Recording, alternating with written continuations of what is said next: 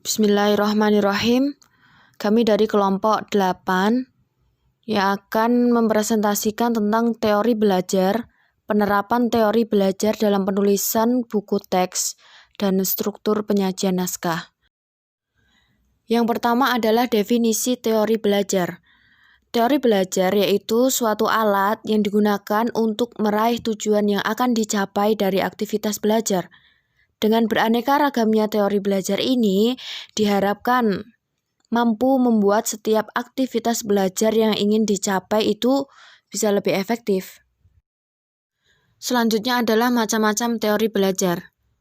Teori belajar ini terdapat 4 macam. Yang pertama adalah teori kognitif, yaitu teori yang berhubungan dengan berpikir, mulai dari berpikir secara individu maupun secara kelompok yang nantinya bisa untuk merubah pandangan, sikap, dan tingkah laku dari seorang siswa. Yang kedua adalah teori konstruktivisme. Teori ini memiliki esensi bahwa informasi atau pengetahuan merupakan suatu yang harus dibangun oleh siswa secara bertahap. Yang ketiga adalah behavioristik. Teori yang berfokus untuk memahami tingkah laku yang sesuai dengan pengetahuan yang didapat oleh setiap siswa.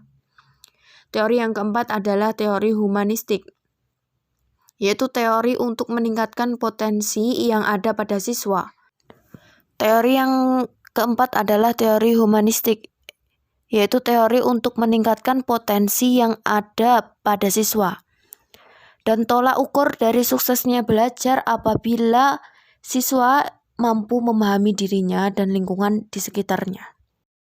Penerapan teori belajar dalam penulisan buku teks. Pengertian buku teks.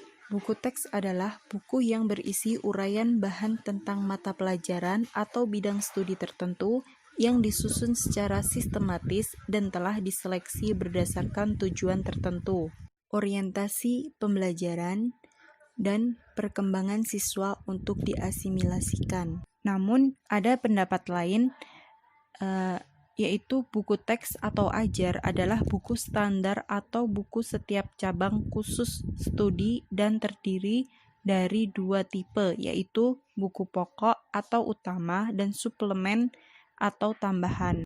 Kurikulum dan buku teks merupakan satu kesatuan yang tidak bisa dipisahkan karena kurikulum adalah suatu hal yang sangat menentukan atau paling sedikit dapat menginspirasi sesuatu hal yang akan terjadi. Oleh karena itu, kurikulum harus menunjukkan pada apa yang seharusnya dipelajari oleh peserta didik, bukan mengapa hal itu harus dipelajari. Dasar-dasar penulisan buku teks. Pendidik memegang peranan yang amat penting untuk menjamin kelangsungan hidup suatu masyarakat atau bangsa. Hal ini disebabkan pendidikan merupakan wahana yang untuk meningkatkan dan mengembangkan kualitas sumber daya manusia. Menurut Muklis, terdapat 4 landasan dalam penulisan buku teks, yaitu yang pertama, landasan keilmuan. Landasan pertama yang perlu diperhatikan dalam penulisan buku teks adalah landasan keilmuan. Nah, dalam hal ini berarti bahwa setiap penulis memahami dan menguasai teori yang berkaitan dengan bidang keilmuan atau bidang studi yang ditulisnya. Seperti penulis buku teks biologi harus memahami dan menguasai teori yang berkaitan dalam bidang studi biologi. Yang kedua, landasan ilmu pendidikan dan keguruan. Landasan kedua yang perlu diperhatikan dalam penulisan buku teks adalah landasan pendidikan dan keguruan, terutama hal-hal yang terkait hakikat belajar, pembelajaran, konseptual pembelajaran, model pakem, pengembangan aktivitas, kreativitas, dan motivasi siswa. Yang ketiga, landasan kebutuhan siswa. Landasan ketiga yang perlu diperhatikan dalam penulisan buku teks adalah landasan kebutuhan siswa. Hal itu dikarenakan landasan kebutuhan ini erat kaitannya dengan motivasi, maka pemahaman tentang teori motivasi perlu diperdalam. Nah, motivasi di sini dapat diartikan sebagai kekuatan atau energi seseorang yang dapat menimbulkan tingkat untuk melaksanakan suatu kegiatan, baik yang bersumber dalam diri individu maupun dari luar individu. Landasan yang terakhir ialah landasan keterbacaan materi dan bahasa yang digunakan. Landasan keempat yang perlu diperhatikan dalam penulisan buku teks adalah landasan keterbacaan materi dan bahasa yang digunakan. Landasan ini diperlukan karena buku teks merupakan sarana komunikasi siswa dalam pembelajaran. Sebagai sarana komunikasi, materi, dan redaksi sajian yang terdapat dalam buku teks harus bisa dipahami siswa. Secara teknis, indikator yang mendukung aspek keterbacaan materi dan bahasa yang digunakan dalam buku teks, yakni komunikatif, dialogis, dan interaktif, lukas, keruntutan alur pikir, koherensi, kesesuaian dengan kaidah bahasa Indonesia yang benar.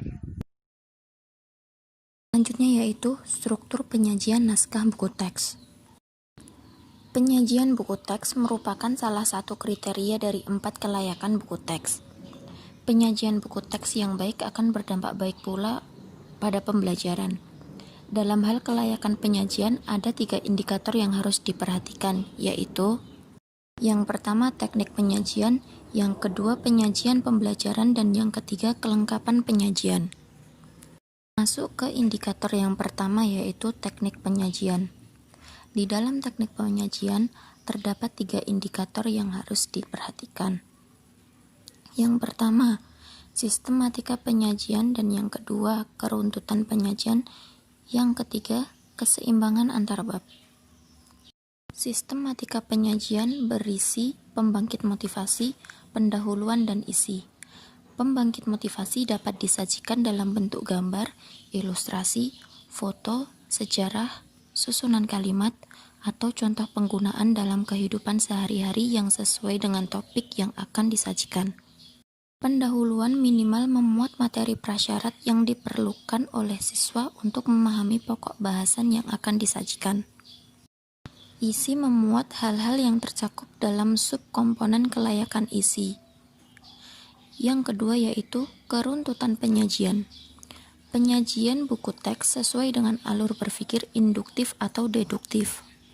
Alur berpikir induktif untuk membuat kesimpulan dari suatu data atau fakta. Sedangkan penyajian alur berpikir deduktif untuk menyatakan kebenaran suatu proposisi. Dan yang terakhir yaitu keseimbangan antar bab. Uraian substansi antar bab tersaji secara proporsional dengan tetap mempertimbangkan SK dan KD. Indikator yang kedua yaitu penyajian pembelajaran. Indikator penyajian pembelajaran meliputi berpusat pada siswa, mengembangkan keterampilan proses, dan memperhatikan aspek keselamatan kerja. Indikator yang terakhir yaitu kelengkapan penyajian. Indikator kelengkapan penyajian buku teks diarahkan pada hal-hal berikut. Yang pertama, bagian pendahuluan. Pada bagian pendahuluan, terdapat prakata, petunjuk penggunaan, dan daftar isi atau daftar simbol. Prakata memuat secara umum isi buku yang akan dibahas. Petunjuk penggunaan memuat penjelasan tujuan, isi buku, serta petunjuk pemakaian buku bagi siswa untuk mempelajarinya. Daftar isi memberikan gambaran mengenai isi buku yang akan diikuti dengan nomor halaman kemunculan. Daftar simbol atau notasi merupakan kumpulan simbol atau notasi beserta penjelasannya yang dilengkapi dengan nomor halaman kemunculan simbol atau notasi yang disajikan secara alfabetis. Yang kedua yaitu bagian isi. Penyajian materi dalam buku teks dilengkapi dengan gambar ilustrasi, tabel, rujukan, atau sumber acuan, soal latihan bervariasi dan bergradasi atau rangkuman setiap bab. Yang ketiga yaitu bagian penyudah. Pada bagian akhir buku teks terdapat daftar pustaka, indeks subjek, daftar istilah glosarium atau petunjuk pengerjaan jawaban soal latihan pilihan.